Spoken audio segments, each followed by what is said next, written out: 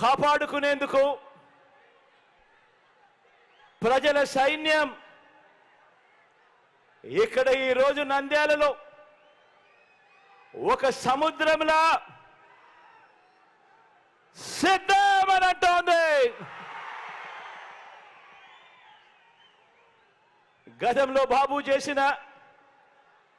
గతంలో చంద్రబాబు చేసిన అబద్ధాలు,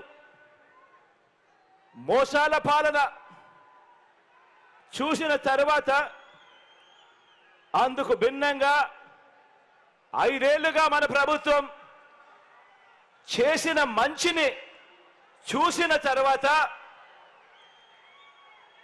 ప్రజా కంటకులు ఓడిన తర్వాత ఒక నరకాసురుడు, ఒక రావణుడు, ఒక దుర్యోధనుడు మరోసారి పైకి లేచి తాను మళ్ళీ సింహాసనం ఎక్కుతాను అనంటే ప్రజలు ఎలా ఒప్పుకోరో అలాగే నారావారి పాలన మళ్ళీ తీసుకువస్తామని ఎవరైనా అంటే ఒప్పుకోము అని చెప్పటానికి నంద్యాల నుంచి ఏలేరు వరకు, కుప్పం నుంచి ఇచ్చాపురం వరకు ప్రజలంతా కూడా సిద్ధంగా ఉన్నారు. ప్రజల రాజ్యాన్ని, ఇంటింటి అభివృద్ధిని, రైతు రాజ్యాన్ని, మహిళా పక్షపాత రాజ్యాన్ని, పిల్లల అభివృద్ధి రాజ్యాన్ని, అవ్వ తాతల సంక్షేమ రాజ్యాన్ని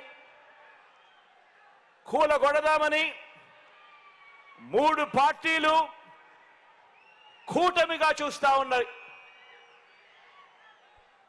వీరికి తోడు పరోక్షంగా మరో జాతీయ పార్టీ కూడా వీరికి అదృశ్య హస్తంగా తోడుగా ఉంది. ఇటువైపున చూస్తే జగన్ ఒక్కడే ఒక్కడు, అటువైపున చూస్తే ఒక చంద్రబాబు, ఓ దత్తపుత్రుడు, వీరికి తోడు ఒక జాతీయ బీజేపీ అనే పార్టీ, పరోక్షంగా మరో కాంగ్రెస్ పార్టీ. వీరందరూ సరిపోరు అన్నట్టు ఓ ఈనాడు, ఓ ఆంధ్రజ్యోతి, ఓ టీవీ5 ఇంతమంది తోడేళ్లు ఏకమయ్యారు కేవలం ఒకే ఒక్క జగన్ను ఎదుర్కొనేదానికి,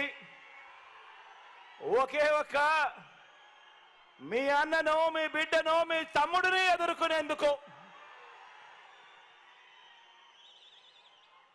వీరందరినీ కూడా అడ్డుకునేందుకు మీరంతా కూడా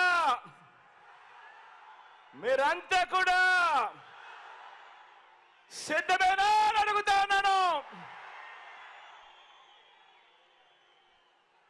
పేదవాడి భవిష్యత్తును వెలుగు నుంచి చీకటి వరకు తీసుకుపోదామని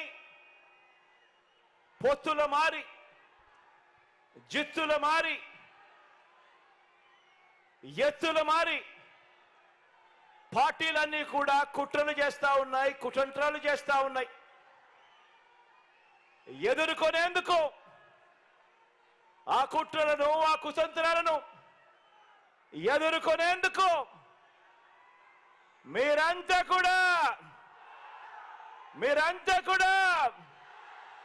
సిద్ధమేనా అని అడుగుతా ఉన్నాను. మరోసారి ఫ్యాన్కు 2 ఓట్లు వేయించి 175కు 175 అసెంబ్లీ స్థానాలు, 25 ఎంపీలకు 25 ఎంపీ స్థానాలు, మొత్తంగా 200 స్థానాలకు మొత్తంగా 200 స్థానాలు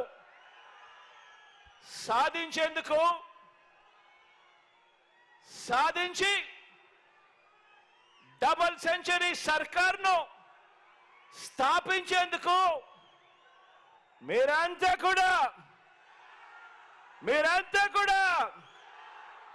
సిద్ధమేనా అని అడుగుతా ఉన్నాను. ఈసారి జరిగే ఎన్నికలు కేవలం ఎమ్మెల్యేలను ఎంపీలను మాత్రమే ఎన్నుకునేందుకు జరిగే ఎన్నికలు కావు.